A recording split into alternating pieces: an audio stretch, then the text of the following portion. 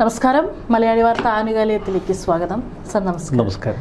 Sir, ഇന്ന് നമ്മുടെ കേരളം സ്തംഭിച്ചിരിക്കുകയാണ്. ദേശീയ പണിമുടക്കാണ്. അപ്പോൾ ഇന്ന് അതിനോടൊപ്പം തന്നെ വരുന്നൊരു വാർത്ത, രാഹുൽ മാങ്കൂട്ടത്തിലെ ആദ്യ ബലാത്സംഗ പരാതിയിലും ഇന്ന് ഹൈക്കോടതി ജാമ്യം നൽകിയിട്ടുണ്ട് എന്നുള്ളതാണ്. മുൻപ് കീഴ്ക്കോടതി തള്ളിയതാണ് ഈ ഒരു ജാമ്യാപേക്ഷ. പിന്നീടാണ് ഹൈക്കോടതിയെ സമീപിച്ചത്. ഇതോടുകൂടി ഇപ്പോൾ 3 കേസുകളിലും രാഹുലിന് ജാമ്യം ലഭിച്ചു. ഇനിയൊരു അറസ്റ്റ് ഉണ്ടാകാനുള്ള സാധ്യത ഇവിടെ ഇല്ല. പക്ഷേ ഉപാധികളോട് കൂടിയിട്ടാണ് ജാമ്യം ലഭിച്ചിരിക്കുന്നത്. അപ്പോൾ ഇതോടുകൂടി ഇനി ശരിക്കും നമുക്ക് രാഹുലിൻ്റെ ഒരു റീ എൻട്രി നമുക്ക് പ്രതീക്ഷിക്കാം അല്ലേ? പ്രത്യേകിച്ച് ഇനി തെരഞ്ഞെടുപ്പ് അടുക്കാൻ പോവുകയാണ്. കുറച്ച് മാസങ്ങൾ മാത്രമേ ഉള്ളൂ ഈ ഒരു വേളയിൽ. ഇതൊരു വലിയ തമാശ കൂടിയാണ്. കാരണം 1-ാം ബലാത്സംഗം, 2-ാം ബലാത്സംഗം, 3-ാം ബലാത്സംഗം, ഇങ്ങനെ ഈ ബലാത്സംഗം നമ്മൾ അക്കവിട്ട് നിരത്തുന്നു. അതിൽ ആളുകൾക്ക് കൺഫ്യൂഷൻ ഉണ്ടാവാതിരിക്കാൻ നമ്മളിപ്പോൾ എടുത്തു പറയേണ്ട ഗതികേടിലാണ് 1-ാം പീഡന കേസ്, അല്ലെങ്കിൽ 2-ാം പീഡന കേസ്, അല്ലെങ്കിൽ 3-ാം പീഡന കേസ്. ഇത്തരമൊരു കേസ് തന്നെ കേരളത്തിൽ അത്യപൂർവമായിരിക്കാം. എന്നിട്ടും ഈ രാഹുലിന് പിന്തുണ, അതാണ് ഈ കേസിൻ്റെ മറ്റൊരു തലം. ഇന്നിപ്പോൾ 1-ാം പരാതിക്കാരിയുടെ പരാതിയിന്മേലെടുത്ത കേസിൽ രാഹുലിന് ഹൈക്കോടതി ജാമ്യം അനുവദിച്ചിരിക്കുന്നു. ഇത് രാഹുലിനെ സംബന്ധിച്ച് ഏറെ നിർണായക ഘട്ടമാണ്. 3 കേസുകളിലും രാഹുലിന് കൃത്യമായ ജാമ്യം ലഭിച്ചിരിക്കുന്നു. 1-ാം കേസിൽ മുൻകൂർ ജാമ്യം ലഭിച്ചു, 2-ാം കേസിൽ മുൻകൂർ ജാമ്യം ലഭിച്ചു, 3-ാം കേസിൽ റിമാൻഡിലായി, പിന്നീട് കോടതി ജാമ്യം നൽകി. തിരുവനന്തപുരം ജില്ലാ സെഷൻസ് കോടതിയാണ് 2-ാം പീഡന കേസിൽ രാഹുലിന് ജാമ്യം കൊടുത്തത്. 3-ാം പീഡന പരാതിയിൽ പോലീസ് രജിസ്റ്റർ ചെയ്ത കേസിൽ അർദ്ധരാത്രിയിൽ രാഹുലിനെ അറസ്റ്റ് ചെയ്യുന്നു, പിന്നീട് തിരുവനന്തപുരത്തേക്ക് കൊണ്ടുവരുന്നു, ഒടുവിൽ പത്തനംതിട്ടയിൽ എത്തിക്കുന്നു, റിമാൻഡിലാകുന്നു. 3 ആഴ്ചയ്ക്ക് ശേഷം രാഹുൽ ജയിൽ മോചിതനായത് പത്തനംതിട്ട ജില്ലാ സെഷൻസ് കോടതി ജാമ്യം അനുവദിച്ചപ്പോഴാണ്. എന്നാൽ മറ്റ് 2 ജാമ്യത്തേക്കാൾ ഇപ്പോൾ ഹൈക്കോടതി നൽകിയിരിക്കുന്ന ഈ ജാമ്യത്തിന് വലിയ പ്രാധാന്യമുണ്ട്. സൈബർ ഇടങ്ങളിലൊക്കെ നമ്മൾ കാണുന്നത് രാഹുലിനെ തുണിയുരിച്ച് കൂച്ചിക്കൂട്ടി ഉപാധികൾ വെച്ച് ഹൈക്കോടതി ജാമ്യം അനുവദിച്ചു എന്നൊക്കെയാണ്. ഹൈക്കോടതി ഇപ്പോൾ മുന്നോട്ട് വച്ചിരിക്കുന്ന ഉപാധികൾ ഏതൊരു മുൻകൂർ ജാമ്യം നൽകുമ്പോഴും കോടതികൾ മുന്നോട്ട് വയ്ക്കുന്ന അതേ ഉപാധികൾ തന്നെയാണ്. 3 ദിവസം ചോദ്യം ചെയ്യലിന് ഹാജരാകണം. അതിന് പക്ഷെ കുറച്ച് ദൈർഘ്യം കൊടുത്ത് അതിനൊരു പ്രത്യേക കാരണമുണ്ട്. പ്രോസിക്യൂഷൻ ശക്തമായ വാദമുഖമാണ് ഹൈക്കോടതിയിൽ ഉയർത്തിയത്. രാഹുൽ ഒരു സ്ഥിരം കുറ്റവാളിയാണ് എന്ന് സ്ഥാപിക്കാൻ അവർ ശ്രമിച്ചു, പക്ഷെ അത് വിജയിച്ചില്ല. മറ്റൊന്ന്, ഇതൊരു ബലാത്സംഗമാണ് എന്ന് പ്രോസിക്യൂഷൻ ശക്തമായി വാദിച്ചുകൊണ്ടിരുന്നു, പക്ഷെ അതും കോടതി അംഗീകരിച്ചില്ല. ഉഭയസമ്മതപ്രകാരമുള്ള ഒരു ബന്ധമാണ് ഇരുവർക്കുമിടയിൽ നടന്നത് എന്ന് കോടതി കേസ് വിസ്താരത്തിനിടയിൽ പ്രതിപാദിക്കുന്നത് നമ്മൾ കേട്ടു. എന്നാൽ കോടതി വ്യക്തമായ ചില കൺക്ലൂഷൻസിലെത്താത്ത മേഖലകളുണ്ട്. അതിലൊന്ന് ഗർഭഛിദ്രവുമായി ബന്ധപ്പെട്ടതാണ്. കാരണം അതിന് തെളിവുകൾ അന്വേഷണ സംഘം പരിശോധിച്ചത് കോടതിക്ക് മുൻപാകെ സമർപ്പിക്കുമ്പോഴേ അതിൻ്റെ വസ്തുത കൃത്യമായി കോടതിക്ക് ബോധ്യപ്പെടും. ഒരു പരാതിക്കാരി ഇത്തരമൊരു പരാതി ഉന്നയിക്കുമ്പോൾ അതിനെ ഇപ്പോഴത്തെ ഘട്ടത്തിൽ പൂർണ്ണമായി നിഷേധിക്കാൻ ഹൈക്കോടതിക്ക് എന്നല്ല ഒരു കോടതിക്കും കഴിയില്ല. അപ്പോൾ തീർച്ചയായിട്ടും ഈ ബലാത്സംഗം എന്നുള്ള ആ പരാതി മാറ്റിവെച്ചാൽ നിർബന്ധിത ഗർഭചിത്രം നൽകുന്നു. മറ്റൊന്ന്, തൻ്റെ നഗ്നചിത്രങ്ങൾ പകർത്തി എന്നൊരു യുവതി പരാതി നൽകിയിരിക്കുകയാണ്. അപ്പോൾ ഈ പരാതിയിന്മേൽ കഴമ്പുണ്ടോ എന്നറിയണമെങ്കിൽ രാഹുൽ മാങ്കൂട്ടത്തിൻ്റെ മൊബൈൽ ഫോൺ പരിശോധിക്കണം. മൊബൈൽ ഫോണിൽ പകർത്തിയെന്നാണ് പറഞ്ഞത്. അതുകൊണ്ടാണ് കോടതി മൊബൈൽ ഫോൺ പോലീസിന് മുന്നിൽ ഹാജരാക്കണമെന്ന് പറഞ്ഞത്. ഇപ്പോൾ സൈബർ ഇടങ്ങളിൽ ആക്രമണം നടത്തുന്ന സൈബർ സഖാക്കൾ പ്രചരിപ്പിക്കുന്നത് രാഹുലിനെ കൂട്ടിയത് ഇങ്ങനെ: 3 ദിവസം രാവിലെ 10 തൊട്ട് 4 മണി വരെ ചോദ്യം ചെയ്യലിന് നിന്നുകൊടുക്കണം, ഇത് കസ്റ്റഡിയായി കണക്കാക്കുന്നു. മറ്റൊന്ന്, മൊബൈൽ ഫോൺ അടക്കം പോലീസിന് മുന്നിൽ ഹാജരാക്കണം. അങ്ങനെ രാഹുലിനെ തീർത്ത് കോടതി എന്നാണ്. സാധാരണ കേരളം വിട്ടുപോകാൻ ഇത്തരം മുൻകൂർ ജാമ്യം നൽകുമ്പോൾ ഒരു കാരണവശാലും അനുവദിക്കുന്നില്ല. അതേ ഉപാധി രാഹുലിൻ്റെ കാര്യത്തിലുമുണ്ട്. ഈ മൊബൈൽ ഫോൺ എന്തുകൊണ്ട് ഇത്ര പ്രാധാന്യം വരുന്നു എന്നതിൻ്റെ കാരണം ഇതാണ്. പരാതിക്കാരി തൻ്റെ നഗ്നചിത്രങ്ങൾ പകർത്തിയെന്ന് പറയുന്നത്. അത് കോടതിക്ക് പരിശോധിക്കേണ്ടിയിരിക്കുന്നു. ഇവിടെ അന്വേഷണ സംഘമാണ് ഇപ്പോൾ സമ്മർദ്ദത്തിലാഴ്ന്നിരിക്കുന്നത്. കാരണം രാഹുലിന് ജാമ്യം നിഷേധിക്കാൻ പ്രോസിക്യൂഷൻ മുന്നോട്ട് വെച്ച വാദം, അത് തെളിയിച്ചെടുക്കേണ്ട ഉത്തരവാദിത്വം അന്വേഷണ സംഘത്തിനായി. നിർബന്ധിത ഗർഭചിത്രം നടന്നു, അഥവാ രാഹുലിൻ്റെ ഫോണിൽ നഗ്നചിത്രങ്ങളുണ്ടോ?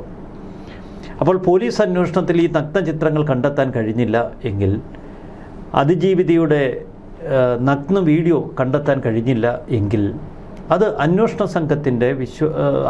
സംഘത്തെ കൂടുതൽ സമ്മർദ്ദത്തിലാഴ്ത്തും. അപ്പോൾ ഈ പരാതി തന്നെ കെട്ടിച്ചമച്ചതാണ് എന്നുള്ള തലത്തിലേക്ക് കോടതി എത്തിച്ചേരുന്നൊരവസ്ഥയിലെത്തും. അപ്പോൾ ഇത് രാഹുലിനെ സംബന്ധിച്ച് ഏറെ നിർണായകമാണ്. രാഹുൽ മുന്നോട്ട് വയ്ക്കുന്ന കാര്യങ്ങൾ സത്യസന്ധതയോടെയാണ് എങ്കിൽ നമുക്കറിയില്ല, കാരണം പരാതിക്കാരി പറയുന്നതിനെ നമുക്ക് ഡിനേ ചെയ്യേണ്ട. രാഹുൽ പറയുന്നത് താൻ നിർബന്ധിത ഗർഭചിത്രത്തിന് യുവതിയെ നിർബന്ധിച്ചില്ല, മറ്റൊന്ന് താൻ നഗ്ന ദൃശ്യങ്ങളോ വീഡിയോകളോ ഫോട്ടോകളോ പകർത്തിയില്ല. ഇത് രണ്ടും തെറ്റാണ്, അല്ലെങ്കിൽ പോലീസിന് തെളിയിക്കാൻ കഴിയാതെ വന്നാൽ രാഹുലിനെ സംബന്ധിച്ച് അതൊരു വലിയ ബമ്പർ വിജയമാണ്. 2ഉം 3ഉം കേസുകളിൽ ഇത്തരം പരീക്ഷണ ഘട്ടങ്ങൾ രാഹുലിനില്ല. കാരണം രണ്ടാം പരാതിക്കാരിയുടെ പരാതിയിൽ നഗ്ന ദൃശ്യങ്ങളൊക്കെ പകർത്തിയെന്ന് പറയുന്നുണ്ട് എങ്കിലും അതിന് വലിയ സ്ട്രെസ്സ് കൊടുത്തിട്ടില്ല. 2 ഗർഭചിത്രത്തിൻ്റെ എലമെൻറ്റ് രണ്ടാം പരാതിക്കാരിയുടെ കാര്യത്തിൽ വരുന്നില്ല. 3ആം പരാതിക്കാരിയുടെ കാര്യത്തിൽ ഗർഭചിത്രം വരുന്നില്ല, കാരണം ഇത് സ്വയമേ പോയി ഭ്രൂണം വരെ സൂക്ഷിക്കുന്ന ഒരു തലത്തിലെത്തിയിരുന്നു. അപ്പോൾ അബോർട്ട് ചെയ്യപ്പെട്ടു, അത് സ്വയം മറ്റേ ഈ ഗർഭചിത്രം നിർബന്ധിത ഗർഭചിത്രമോ അതിൽ വൈദ്യസഹായത്തോടെയുള്ള ഗർഭചിത്രമൊന്നും അതിൽ നടന്നിട്ടില്ല.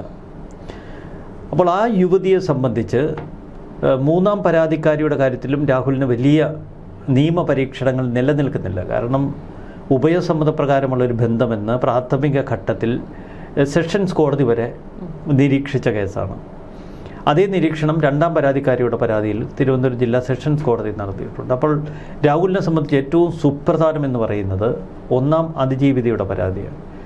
അതിൽ നിർബന്ധിത ബലാത്സംഗമില്ല, അല്ലെങ്കിൽ ബലാത്സംഗം നിർബന്ധിതം എന്ന് നമുക്ക് പറയാൻ കഴിയില്ല, ബലാത്സംഗത്തിൻ്റെ ഒരു കുറ്റം നിലനിൽക്കില്ല, പകരം ഉഭയസമ്മതപ്രകാരമാണ്. എങ്കിൽ പോലും ഒരു ഗർഭചിത്രം ആ യുവതിയുടെ സമ്മതത്തോടെ അല്ലാതെ നടത്തിച്ചു എങ്കിൽ അതിലൊരു കുറ്റകൃത്യം, ഒരു ക്രിമിനൽ നടപടി അടങ്ങിയിരിക്കുന്നു. അതുകൊണ്ടാണ് ആ ഭാഗം കോടതി വളരെ സൂക്ഷ്മതയോടെ കൈകാര്യം ചെയ്തത്.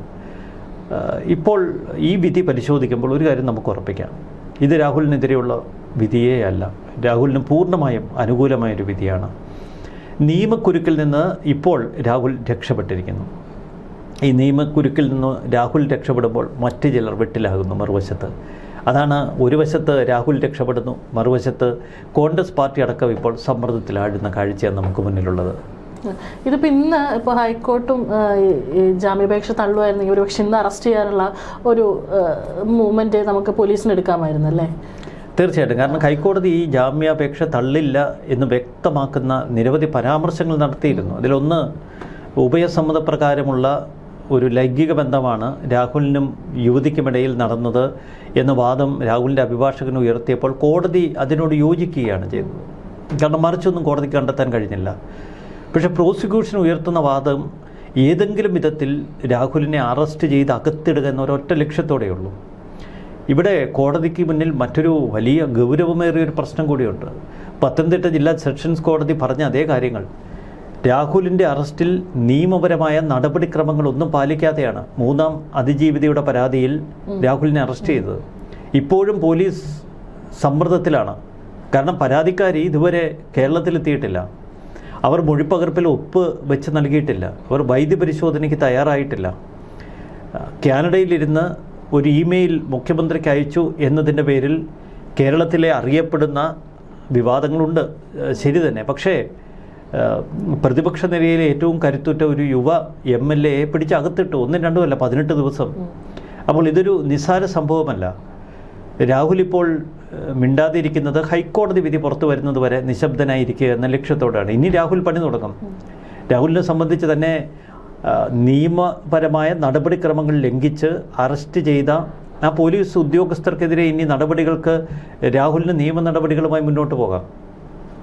അപ്പം ഈ ഘട്ടത്തിൽ രാഹുൽ അതിനെ മുതിരാതിരിക്കുന്നത് രാഹുലിനെ സമ്മർദ്ദത്തിലാഴ്ത്തുന്ന കൂടുതൽ ശക്തമായ നടപടിക്രമങ്ങളിലേക്ക് ഇപ്പോഴത്തെ അന്വേഷണ സംഘം കടക്കേണ്ടതെന്ന് കരുതിയാവാം. കാരണം 1ആം അതിജീവിതയുടെ പരാതിയിൽ പൂർണ്ണ സ്വാതന്ത്ര്യത്തോടെ അന്വേഷണ സംഘം അന്വേഷണവുമായി മുന്നോട്ട് പോകുന്നു. 2ആം പരാതിക്കാരിയുടെ പരാതിയിലും അന്വേഷണ സംഘം മുന്നോട്ട് പോവുകയാണ്. 3ആം പരാതിക്കാരിയുടെ കാര്യത്തിൽ മാത്രമാണ് സമ്മർദ്ദത്തിലാഴുന്നത് അന്വേഷണ സംഘം. അപ്പോൾ അന്വേഷണ സംഘവും രാഹുലും സമ്മർദ്ദത്തിലാണ്. ഒരു വശത്ത് രാഹുൽ ഈ പോലീസ് ഉദ്യോഗസ്ഥരെ കൊടുക്കാൻ ശ്രമിച്ചാൽ രാഹുലിനെ ഏതെങ്കിലും വിധത്തിൽ കൊടുക്കാനുള്ള നീക്കം അന്വേഷണ സംഘം നടത്തിയേക്കാം. ഒരു വശത്ത് സർക്കാരിൻ്റെ വലിയ സമ്മർദ്ദം. ഇതൊരു രാഷ്ട്രീയ വേട്ടയാണ് എന്ന് കേരളം തിരിച്ചറിഞ്ഞു, കോടതികൾ തിരിച്ചറിഞ്ഞു. അതുതന്നെയാണ് രാഹുലിന് അനുകൂലമായ ഒരു തരംഗം കേരളത്തിൽ പൊതുവെ സൃഷ്ടിക്കപ്പെടാനുള്ള കാരണം. നമ്മൾ സോഷ്യൽ മീഡിയ നോക്കിയാൽ, സമൂഹ മാധ്യമങ്ങളിൽ വരുന്ന കമൻറ്റുകൾ നിരീക്ഷിച്ചാൽ ഒരു കാര്യം വ്യക്തമാകും. വലിയൊരു പിന്തുണ ഇയാൾക്ക് നാൾക്ക് നാൾ കൂടി വരുന്ന കാഴ്ച. ഇനി നമുക്ക് നിയമസഭാ തെരഞ്ഞെടുപ്പിന് കഷ്ടിച്ച് 2 മാസമേ ഉള്ളൂ. ഈ നിയമസഭാ തെരഞ്ഞെടുപ്പിലേക്ക് കോൺഗ്രസ് സ്ഥാനാർത്ഥികളെയൊക്കെ ഒട്ടുമിക്ക മണ്ഡലങ്ങളിലേക്കും സജസ്റ്റ് ചെയ്തു തുടങ്ങി, ലിസ്റ്റ് തയ്യാറാക്കി കഴിഞ്ഞു. പക്ഷേ പാലക്കാട് മാത്രം അവരിപ്പോഴും പരിഭ്രമിച്ച് നിൽക്കുകയാണ്. ഏറ്റവും ഒടുവിൽ CPM നിന്ന് പുറത്തേക്ക് വരുന്ന PK ശശിയുടെ ഒക്കെ പേരൊക്കെയാണ് പറയുന്നത്. അത് തികച്ചും തെറ്റാണ്. പാലക്കാട് ഒരു തോൽവി സംഭവിച്ചാൽ അത് വടക്കൻ മലബാറിൽ കോൺഗ്രസിനെ ബാധിക്കും. നമ്മൾ ഈ കഴിഞ്ഞ ദിവസം ഷാഫി VD സതീശൻ തമ്മിലുള്ള കസരത്തുകളൊക്കെ കണ്ടതാണ്. അപ്പോൾ വടക്കൻ മലബാറിൽ ഇപ്പോഴും ഷാഫി പറമ്പിനുള്ള സ്വാധീനം അത് അപാരമാണ്. ഷാഫി ഒരു ഹീറോ എന്ന തലത്തിൽ ഷാഫി അംഗീകരിക്കുന്ന വലിയൊരു ജനസഞ്ചയം അവിടെയുണ്ട്. രാഹുലിൻ്റെ ഫേസ്ബുക്കിലെ കവർ ഫോട്ടോ ഇപ്പോഴും എടുത്തു നോക്കിയോ, അത് രാഹുലും ഷാഫിയുമാണ്. ഷാഫി ഇതുവരെ രാഹുൽ തള്ളി പറഞ്ഞിട്ടില്ല, രാഹുലിനെ ഷാഫിയും തള്ളി പറഞ്ഞിട്ടില്ല. രാഹുലിന് വേണ്ടി വാദിക്കുന്ന ഒരുപാട് നേതാക്കൾ കോൺഗ്രസിൽ നാൾക്ക് നാൾ ശക്തിപ്പെട്ടു വരുന്നു. കാരണം സതീശൻ വിരുദ്ധരൊക്കെ രാഹുലിന് വേണ്ടി ഒന്നിക്കാനുള്ള സാധ്യതയുണ്ട്. ഇത് സതീശനും മനസ്സിലാക്കുന്നു. കോൺഗ്രസ് ഇതുവരെ രാഹുൽ സമ്മർദ്ദത്തിൽ നിന്ന് രക്ഷപ്പെട്ടു നിന്നതിന് ഒരൊറ്റ കാരണം നമുക്ക് സതീശൻ്റെ നിലപാട് തന്നെയാണ് എന്ന് പറഞ്ഞു വെക്കേണ്ടി വരും. കാരണം രാഹുലിനെതിരെ ഒരു നടപടി എടുപ്പിച്ചതിന് പിന്നിൽ സതീശൻ്റെ ഒരു കാർക്കശ്യ നിലപാട് തന്നെയായിരുന്നു. എന്നാൽ അതിനി വരുന്ന ആളുകളിൽ കോൺഗ്രസിന് തിരിഞ്ഞുകുത്തും. ഇപ്പോൾ കോൺഗ്രസിന് പുറത്തു നിൽക്കുകയാണ് രാഹുൽ. 24 ന്യൂസിന് നൽകിയ അഭിമുഖത്തിൽ വളരെ തന്മയത്വത്തോടെയാണ് പ്രതികരിച്ചത്. ഞാനിപ്പോഴും ഒരു കോൺഗ്രസ്സുകാരനാണ്, കോൺഗ്രസ്സുകാരനായി മരിക്കാനാണ് ആഗ്രഹം, കോൺഗ്രസ്സുകാരനായി തൻ്റെ പ്രവർത്തനം തുടരും. കോൺഗ്രസ് പാർട്ടി പുറത്തു നിൽക്കാനാണ് തന്നോട് ആവശ്യപ്പെട്ടത് എങ്കിൽ ഇത് പാർട്ടിയുടെ ഒരു നിലപാടായി കരുതി താൻ പുറത്തു നിൽക്കും. പാർട്ടി മത്സരിക്കാൻ പറഞ്ഞാൽ മാത്രമേ താൻ മത്സരിക്കൂ. ഇതൊക്കെ പരസ്യ നിലപാടായി രാഹുൽ പറയുമ്പോഴും തൻ്റെ ഏറ്റവും അടുത്ത സുഹൃത്തുക്കളോട് പാലക്കാട് തെരഞ്ഞെടുപ്പ് ഗോതയിൽ ഞാൻ ഉണ്ടാകും എന്ന് രാഹുൽ തീർത്ത് പറയുന്നുണ്ട്. സാർ, ഇപ്പോൾ ഇതുവരെയായിട്ട് രാഹുൽ ഈ മൊബൈൽ ഫോൺ കൊടുത്തിട്ടില്ല. ഇതിന് മുൻപും അന്വേഷണ സംഘം മൊബൈൽ ഫോൺ ചോദിച്ചപ്പോഴും അതിൻ്റെ പാസ്വേഡ് ചോദിച്ചപ്പോഴും കൊടുത്തിട്ടില്ല. അതും ഇപ്പോൾ കൊടുക്കുമെന്ന് എനിക്ക് തോന്നുന്നുണ്ട്. എന്തായാലും കൊടുക്കാതിരിക്കാൻ പറ്റില്ല. കോടതി പറഞ്ഞാണ് മൊബൈൽ ഫോണൊക്കെ കൊടുക്കും. പക്ഷേ രാഹുലിൻ്റെ മൊബൈൽ ഫോണിൽ അപകടകരമായ എന്തെങ്കിലും കാണണമല്ലോ, ഫോറൻസിക് പരിശോധനയിൽ അടക്കം അത് തെളിയണമല്ലോ. അതൊക്കെ വരട്ടെ. കാരണം രാഹുൽ ഇപ്പോഴത്തെ സാഹചര്യത്തിൽ നിയമപരമായ കുരുക്കുകളിൽ നിന്ന് രക്ഷപ്പെട്ടു നിൽക്കുന്ന കാഴ്ചയാണ് നമുക്ക് മുന്നിൽ. ഇനി പുതിയ അതിജീവിതകളെ കൊണ്ടുവരുമെന്നൊക്കെ പറയുന്നതല്ലാതെ ഇതുവരെ പുതിയ അതിജീവിതകൾ കളത്തിലിറങ്ങിയിട്ടില്ല. പുതിയ അതിജീവിതകൾ കളത്തിലിറങ്ങിയാലും ഇനി അതൊരു രാഷ്ട്രീയ വേട്ടയെന്ന് പറഞ്ഞ് അതിനെ പ്രതിരോധിക്കാൻ വലിയൊരു സൗകര്യം രാഹുലിന് കിട്ടിയിരിക്കുന്നു. മറുവശത്ത് പാലക്കാട് തെരഞ്ഞെടുപ്പിൽ രാഹുൽ തന്നെ മത്സരിക്കട്ടെ എന്ന് പാലക്കാട് ഒരു പൊതുവികാരം വളർന്നു വരുന്നുണ്ട്. അത് ഇപ്പോൾ ചില ഫ്ലെക്സ് ബോർഡുകളിലും പോസ്റ്ററുകളിലുമൊക്കെ നമ്മൾ കണ്ടു. കോൺഗ്രസിനുള്ളിൽ ഒരുപടി നേതാക്കൾ രാഹുലിന് തന്നെ ചാൻസ് കൊടുക്കാൻ പറയുന്നുണ്ട്. കാരണം അവർ നിരത്തുന്നൊരു കാരണം, രാഹുലിന് എല്ലാ കോടതികളും ഇപ്പോൾ ജാമ്യം അനുവദിച്ചിരിക്കുക ഒരു കുറ്റാരോപിതൻ മാത്രമാണ്. 3 സ്ത്രീകളുമായി ബന്ധമുണ്ടായി എന്നതിൻ്റെ പേരിൽ ധാർമ്മികത ഉയർത്തിക്കാട്ടി കോൺഗ്രസ് രാഹുലിന് സീറ്റ് നിഷേധിച്ചാൽ ഈ കോൺഗ്രസ് പാർട്ടിയിൽ ഇതേ ധാർമ്മികത മറ്റു പലർക്കുമെതിരെ ഇനി ഉയർന്നു വരും. ആ ധാർമ്മികത നിയമപ്രകാരം ശിക്ഷിക്കപ്പെട്ടിട്ടില്ലല്ലോ ഇതുവരെ രാഹുൽ. അപ്പോൾ ധാർമ്മികതയുടെ പേരിലാണെങ്കിൽ ഇത്തരം ആരോപണങ്ങൾ ഉയരുന്നവരൊക്കെ ഇനി മാറി നിൽക്കണം. അതിൽ ഇനി ഒരു സ്ത്രീയുമായി ബന്ധമുണ്ടായിരുന്നോ അല്ലെങ്കിൽ 3 സ്ത്രീയുമായി ബന്ധമുണ്ടായിരുന്നോ എന്നതിനൊന്നും അത് ബാധകമല്ല. കാരണം അതൊരു നമ്പർ മാത്രമാണ്. ധാർമ്മികത ഒരു സ്ത്രീയെ അങ്ങോട്ട് ചെന്ന് ഒരു ബന്ധം സ്ഥാപിച്ചാലും 3 സ്ത്രീകളുമായി ബന്ധം സ്ഥാപിച്ചാലും ധാർമ്മികത തന്നെയല്ലേ. അപ്പോൾ രാഹുലിനെതിരെ ഉയർന്നിരിക്കുന്ന ധാർമ്മികതയുടെ അളവുകോൽ പാലക്കാട് വർക്കൗട്ടാകില്ല, അത് ഉറപ്പാണ്. ഏതായാലും സാർ നേരത്തെ പറഞ്ഞ പോലെ ആകെ ഈ 24 നൽകിയ ഒരു അഭിമുഖം മാത്രമായിരുന്നു അന്ന് റിമാൻഡ് കാലാവധി കഴിഞ്ഞ ശേഷം രാഹുൽ ഒരു പൊതുസ്ഥലത്ത് പ്രത്യക്ഷപ്പെട്ടിട്ട് കൊടുത്തിട്ടുള്ളൂ. അത് ഈ പറഞ്ഞ പോലെ ഹൈക്കോടതിയുടെ ഈ ഒരു വിധി എന്തായിരിക്കുമെന്ന് നോക്കിയിട്ടായിരിക്കും. എന്തായാലും ഇന്ന് വിധി വന്നിരിക്കുകയാണ്. അപ്പോൾ തീർച്ചയായിട്ടും അടുത്ത ദിവസം തന്നെ രാഹുൽ ഈ പറഞ്ഞ പോലെ അടൂരിൽ നിന്ന് വീട്ടിൽ നിന്ന് പുറത്തിറങ്ങും. അതുപോലെ തന്നെ മണ്ഡലത്തിൽ സജീവമാകുമെന്ന് തന്നെ നമുക്ക് തീർച്ചയായിട്ടും. രാഹുൽ ഇതുവരെ കാത്തിരുന്നത്, രാഹുൽ ഈ ഹൈക്കോടതിയുടെ വിധി പ്രതീക്ഷിച്ചിരിക്കുകയായിരുന്നു. ഈ വിധി എങ്ങനാവും, ആ വിധി തൻ്റെ ഭാവി രാഷ്ട്രീയത്തെ ബാധിക്കുമെന്നും ഭാവി കാര്യങ്ങൾ ക്രമപ്പെടുത്തണമെങ്കിൽ ഹൈക്കോടതിയുടെ വിധി വരട്ടെ എന്നും രാഹുൽ നിശ്ചയിച്ചുറപ്പിച്ചിരുന്നു. ഇനിയിപ്പോൾ നമുക്ക് മനസ്സിലാകുന്നത് പാലക്കാട്ടേക്ക് നിലവിൽ MLA ആണല്ലോ, അപ്പോൾ പാലക്കാട് സജീവമാകണം. അപ്പോൾ രാഹുൽ എത്രയും പെട്ടെന്ന് പാലക്കാട്ടേക്ക് എത്തും. അവിടെ തൻ്റെ ജനപ്രതിനിധി എന്നുള്ള സ്ഥാനം ഉപയോഗിച്ച് ജനങ്ങൾക്കിടയിലേക്ക് വീണ്ടും ഇറങ്ങിച്ചെല്ലും. പക്ഷേ രാഹുലിനെ സംബന്ധിച്ച് വലിയ തോതിൽ രാഷ്ട്രീയ ആക്രമണം ഇപ്പോഴും പിണറായി വിജയനിലേക്കും ഭരണകൂടത്തിലേക്കും മാത്രം തിരിച്ചു വച്ചിരിക്കുകയാണ്. രാഹുൽ കോൺഗ്രസ് നേതാക്കൾക്കെതിരെ ഒരു വാക്ക് സംസാരിച്ചിട്ടില്ല. രാഹുൽ ഇതുവരെ കോൺഗ്രസിലെ മറ്റൊരു നേതാക്കൾക്കുമെതിരെ, പ്രത്യേകിച്ച് രാഹുലിനെ വിമർശിച്ചവരെ പോലും തിരികെ വിമർശിച്ചിട്ടില്ല. വളരെ സൂക്ഷ്മതയോടെയാണ് രാഹുൽ കരുക്കൾ നീക്കുന്നത്. അപ്പോൾ ഇതിൽ നിന്നൊരു കാര്യം വ്യക്തമാണ്, മണ്ഡലത്തിൽ നിറയുക, വരുന്ന നിയമസഭാ തെരഞ്ഞെടുപ്പിൽ താൻ തന്നെ സ്ഥാനാർത്ഥി എന്ന് അണികളെയും ജനങ്ങളെയും ബോധ്യപ്പെടുത്തി മുന്നോട്ട് പോകുമ്പോൾ തനിക്ക് തടയിടാൻ കോൺഗ്രസിന് അത്ര സാധിക്കില്ല എന്നുള്ള ഒരു അമിത ആത്മവിശ്വാസവും രാഹുലിനുണ്ടാവാം. ഇനി സ്വതന്ത്രനായി മത്സരിച്ചാൽ അത് കോൺഗ്രസിനെ സംബന്ധിച്ച് വലിയ പരീക്ഷണമാകും. കാരണം സ്വതന്ത്രനായി രാഹുൽ മത്സരിക്കുമ്പോൾ അവിടെ ഒരു UDF സ്ഥാനാർത്ഥി, പ്രത്യേകിച്ച് കോൺഗ്രസ് സ്ഥാനാർത്ഥി രാഹുലിനെതിരായി വന്നാൽ രാഹുലിൻ്റെ ധാർമ്മികതയും ഇത്തരം സ്ത്രീ പീഡനങ്ങളും ഒക്കെ ചോദ്യം ചെയ്യും. അപ്പോൾ കോൺഗ്രസിനെതിരെയാവും രാഹുലിൻ്റെ പ്രതികരണങ്ങൾ. ഈ ഒരു വല്ലാത്ത ഘട്ടം അതിജീവിക്കുക കോൺഗ്രസിന് എളുപ്പമല്ല. പിന്നെ രാഹുലിനെ മത്സരമണ്ഡലത്തിൽ നിന്ന് മാറ്റി നിൽക്കാനാണ് കോൺഗ്രസ് പദ്ധതി ഇടുന്നത് എങ്കിൽ അതിനോട് രാഹുൽ കീഴടങ്ങാനുള്ള സാധ്യതയുമില്ല. കാരണം കീഴടങ്ങലിൻ്റെ ഒരു സ്വരം ഇതുവരെ രാഹുൽ പ്രകടിപ്പിക്കുന്നില്ല. 24 ന്യൂസിലും നമുക്കറിയാം അതിജീവിതകളെ വെല്ലുവിളിക്കുന്ന രാഹുലിനെ കണ്ടു. അതിജീവിതകൾ എന്ന് പറയുന്ന സോക്കോൾഡ് പരാതിക്കാർ മാത്രമല്ല, കളത്തിന് പുറത്ത് ഇപ്പോഴും ധാരാളം പരാതിക്കാർ രാഹുലിനെതിരെയുണ്ട്. നടി റിനി ആൻ ജോർജ്, ഷഹനാസ്, പിന്നീട് നമ്മൾ മറ്റ് പലരെയും ഇടയ്ക്കിടയ്ക്ക് തലപൊക്കുന്ന കണ്ടു. ഇവരെല്ലാം ആഞ്ഞടിച്ച് തകർക്കുന്ന രാഹുലിനെയാണ് 24 ന്യൂസിൽ നമ്മൾ കണ്ടത്. അപ്പോൾ രാഹുലിനെ സംബന്ധിച്ച് 2 പോരാട്ടങ്ങൾ, ഒന്ന് നിയമപരമായ പോരാട്ടങ്ങൾ, 2 തനിക്ക് ശരിയെന്ന് ബോധ്യമുള്ള കാര്യങ്ങളിൽ അടിയുറച്ച് തനിക്കെതിരെ വിമർശനങ്ങളും പരിഹാസങ്ങളും ഉന്നയിക്കുന്നവർക്ക് നേരെ വളരെ കൃത്യതയോടെയുള്ള മറുപടി.